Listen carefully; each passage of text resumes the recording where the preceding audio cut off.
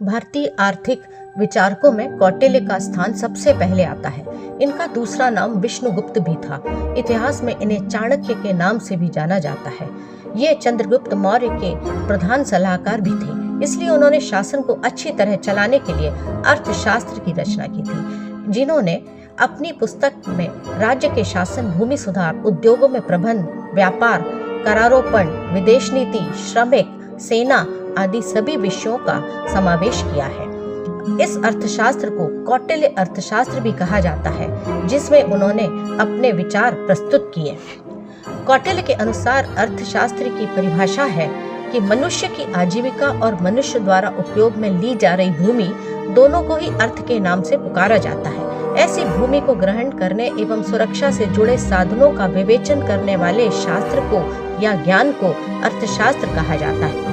उनकी अर्थशास्त्र का मूल आधार भूमि या कृषि है, क्योंकि उस समय कृषि कार्यों को ही आजीविका का मुख्य आधार माना जाता था। इसलिए कौटिल्य ने कृषि कार्य का साधन अर्थात कृषि को अर्थशास्त्र का एक बहुत बड़ा अंग माना है।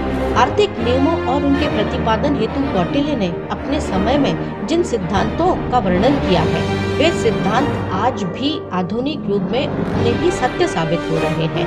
कौटिल्य ने धर्म, अर्थ, काम तीनों ही पुरुषार्थों के बीच में संतुलन करने पर जोर दिया है। उनके अनुसार जो भी इन तीनों में असंतुलन पैदा करता है, वह स्वयं अपने दुख के कारण बनता है।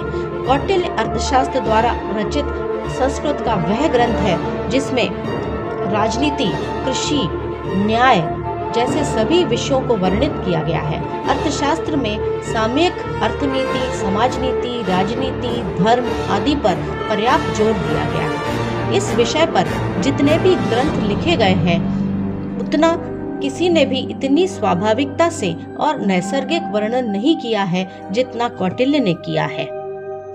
अब हम कौटिल्य के आर्थिक विचारों की विवेचना करते हैं जो उन्होंने अपने ग्रंथ में दी है। कौटिल्य ने अपनी पुस्तक अर्थशास्त्र में वरद शब्द का उपयोग किया है, जिसका मतलब होता है राष्ट्रीय अर्थशास्त्र, जिसमें उन्होंने कृषि, पशुपालन और व्यापार को राष्ट्रीय अर्थव्यवस्था का अंग माना गया है।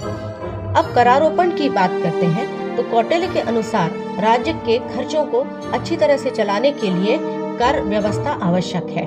इसके लिए उन्होंने आयात कर और चुंगी शुल्क का भी उल्लेख किया है। राज्य द्वारा निश्चित किए जाने वाले आय और व्यय की सीमा के संबंध में कौटिल्य का मानना था कि राज्य के द्वारा किए जाने वाला व्यय उसकी आय के अनुसार ही किया जाना चाहिए। इसके बाद श्रम कल्याण के संबंध में कहते हैं कि श्रमिकों की मजदूरी न्यूनतम जीवन निर्वाह सिद्धांत के अनुसार होनी चाहिए। मजदूरों के पारिश्रमिक की दर, स्थान और उनकी दशा को ध्यान में रखकर तय की जानी चाहिए। कृषि के संबंध में कौटिल्य कहते हैं कि कृषि के विकास के लिए राजा को चाहिए कि वह बेकार भूमि पर किसानों को रहने की अनुमति दे, ताकि वहां पर रहने पर वह बेकार भूमि का उपयोग कर सकें। बांधों को बनाना, सिंचाई के लिए तालाबों और कुओं का निर्माण करना भी राजा का एक महत्वपूर्ण कर्तव्य है।